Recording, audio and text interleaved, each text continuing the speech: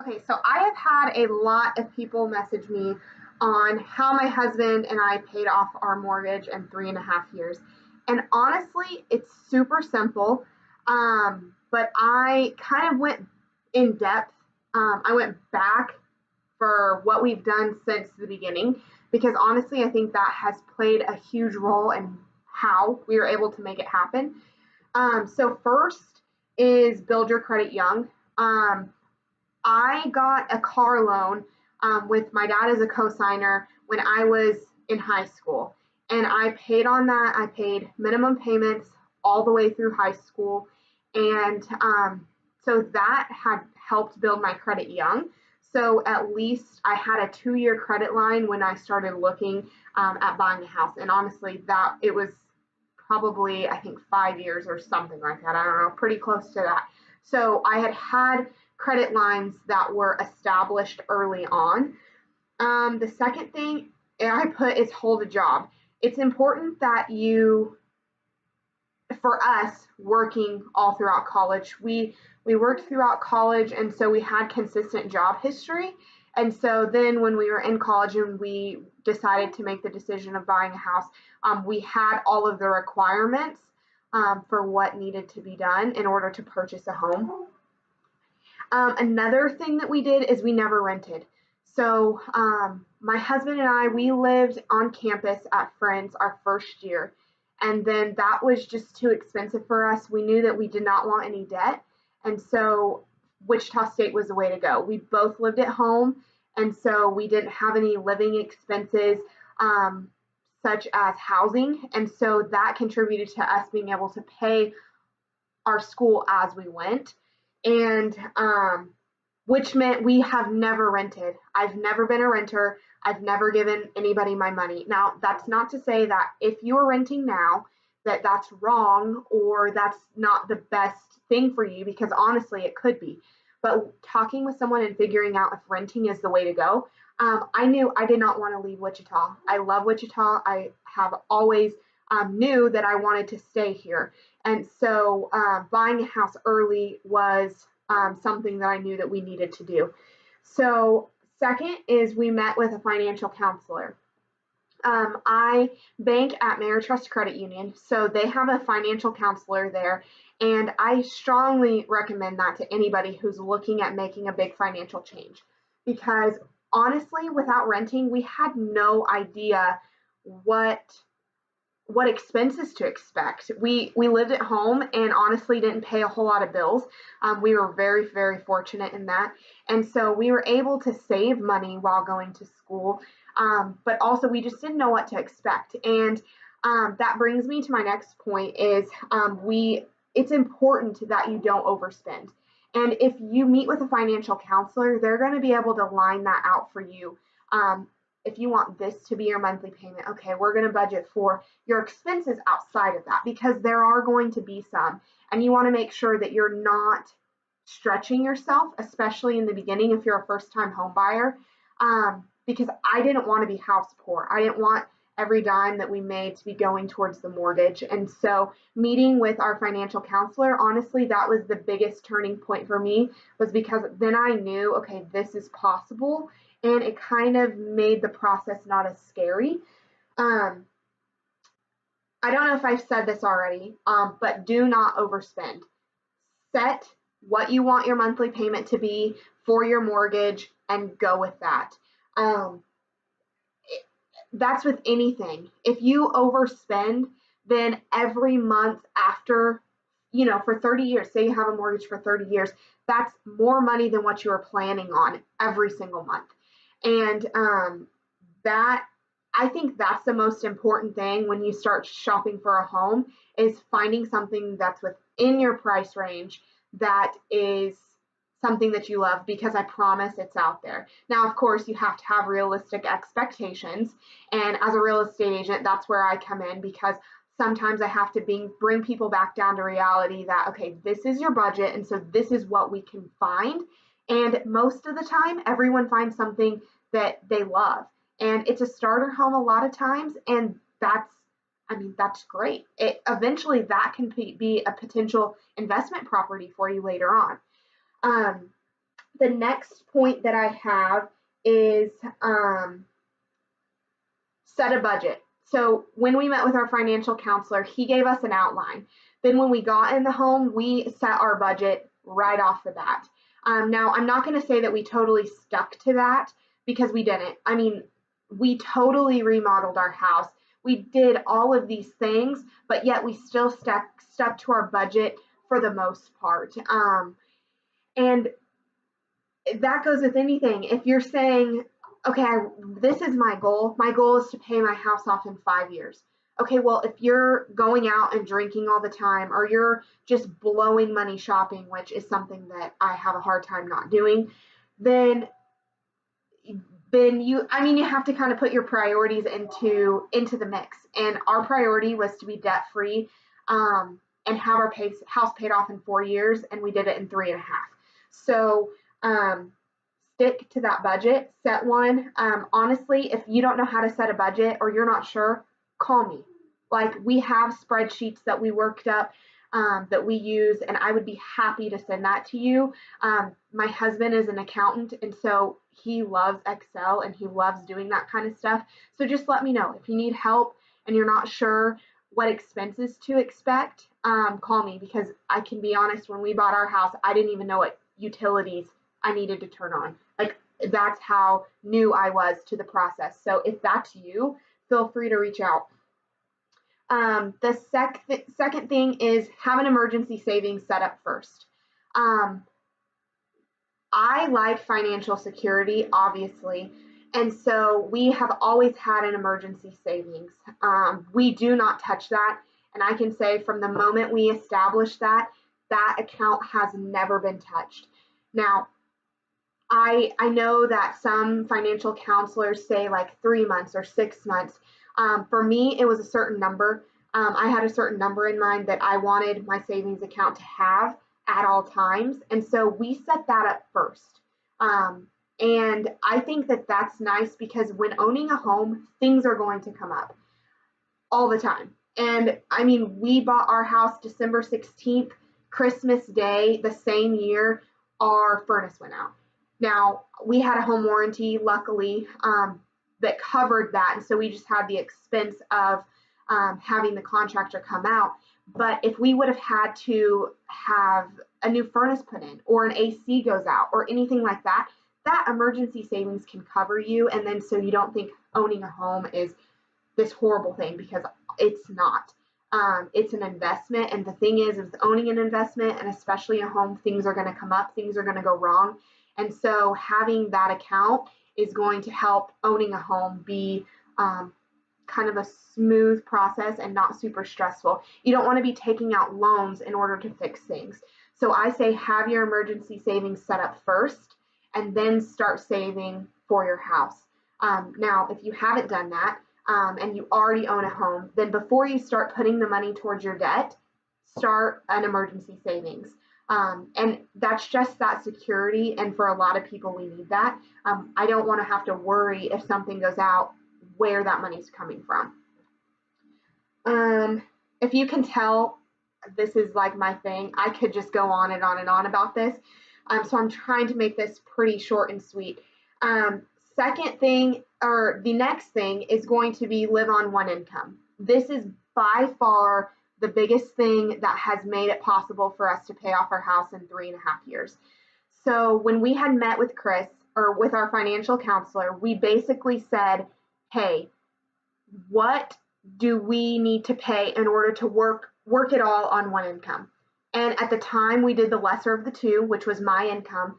And so we knew that things happen. People have children, people get laid off, people get fired, all of those things. That's reality. That's just life. And so we knew that if we could make our payments off of one income, we would never have to worry. And so when we did that, we started taking everything that was extra. So the other person's income was going all towards debt, which meant our house.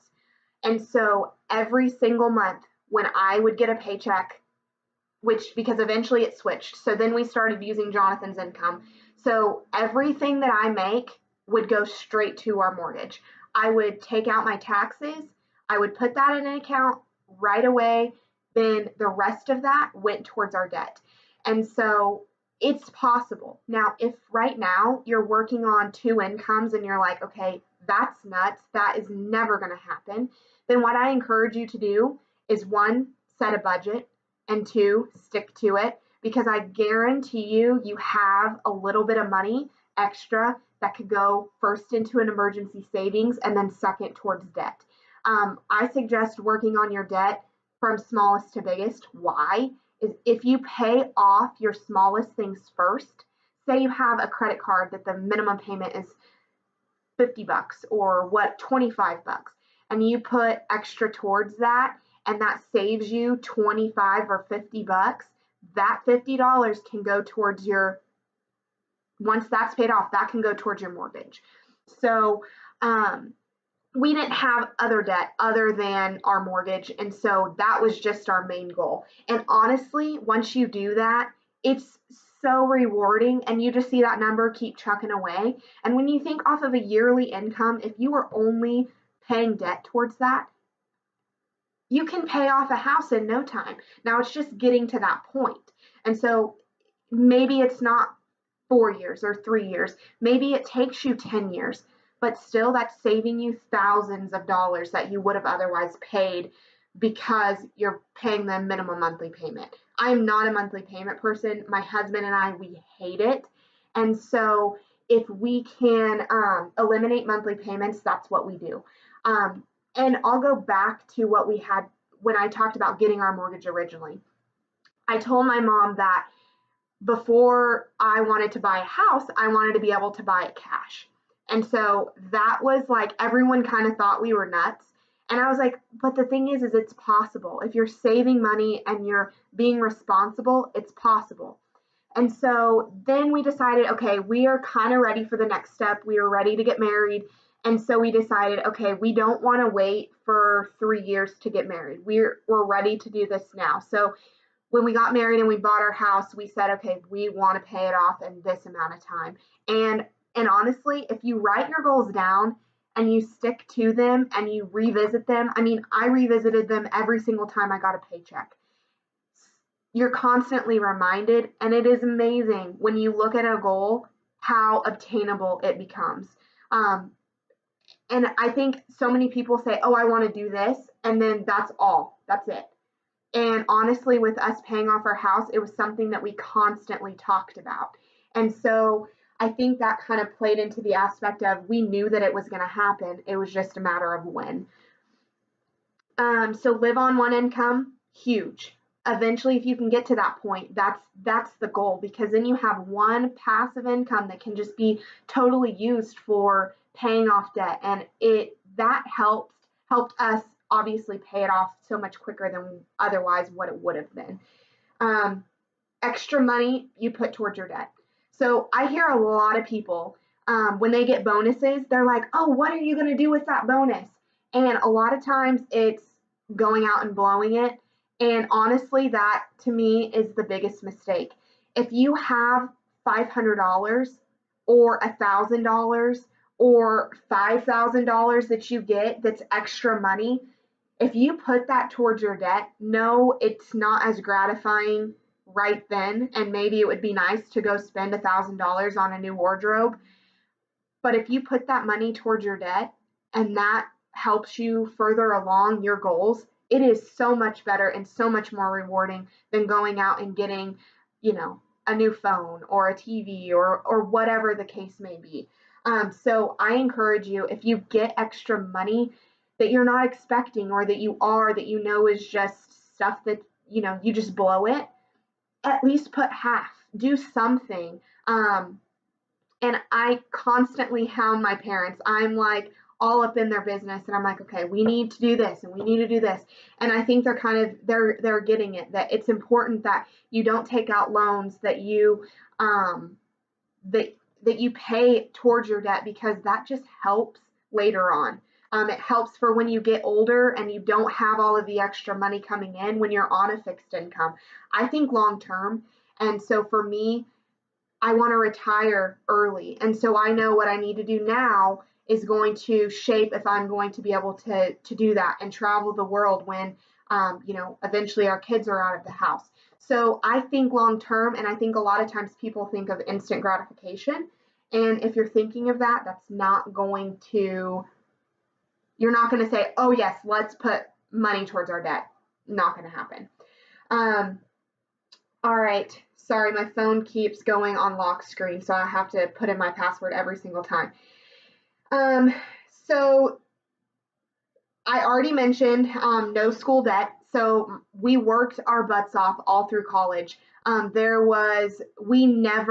did take out a loan our first year, so I won't say we never took out a loan. We took out our loan our first year to friends because that's what everyone was doing. And then I was like, you know what? I don't think I want to spend all of that money and have thousands and thousands of dollars worth of college debt when I can go get the same education at Wichita State and live at home and be able to graduate with no debt. So that's what we ended up doing. And if you didn't do that, that's not a bad thing. Sometimes I think, gosh, it would have been amazing to go to KU or K-State and experience that. So if you did that, I'm not saying that that is the wrong thing or that it was a bad mistake, because sometimes I think that may have been worth it. For us, we weren't as involved at Friends as we could have been. And so to me, it just didn't make sense. Next is that we had no debt going into it. So when we got our mortgage, there really wasn't anything. And honestly, I wish Jonathan was here so I would be able to tell you, because he would know a little bit more. I can't remember anything. I know that I had paid off my car and we paid off the one student loan that we each had from Friends. And so I can't remember anything else that we had. And if we did have something, it was very, very minor. It wasn't anything that was thousands of dollars. And so I just kind of want to end this with, if that is not your scenario and you do have debt and you do have things, I encourage you to not let that get in your way, because honestly, one bill at a time is all that it takes. And like I said, start with the small. For one, I think that helps give you some gratification when you have, say, an extra $100 a month that you can put towards something else. So don't let that discourage you because that wasn't your scenario. But if you're a parent and you have kids in high school or college, seriously, tell them what to do. I mean, tell them they need to have credit. Now, when I say credit, that does not mean go out and get a Victoria's Secret credit card and ruin your credit. I'm not saying that, but have them co-sign on a loan, or have them be a co-signer, or you be a co-signer on their loan. Do something like that to help kind of start building their credit. Have those conversations, teach them how to use money, because ultimately I think that has shaped how we have been able to be successful and do what we've done, is because we just didn't have those bumps along the way. I was going to say something and I totally lost my train of thought. So I'm just going to end that there. And if you have any questions at all, if I didn't hit on something, or you want to talk about budgets or anything like that, feel free to comment or message me privately, and I would be happy to help. I kind of want to end this with, my husband and I, we did not come from money. Our parents didn't spoon feed us everything. We've worked for everything that we have. And so it's possible and you can do it. So seriously, if you have a goal of paying off your house, write it down, stick to it, every month revisit it, and good luck. And if you need anything along the way, I am always here to help.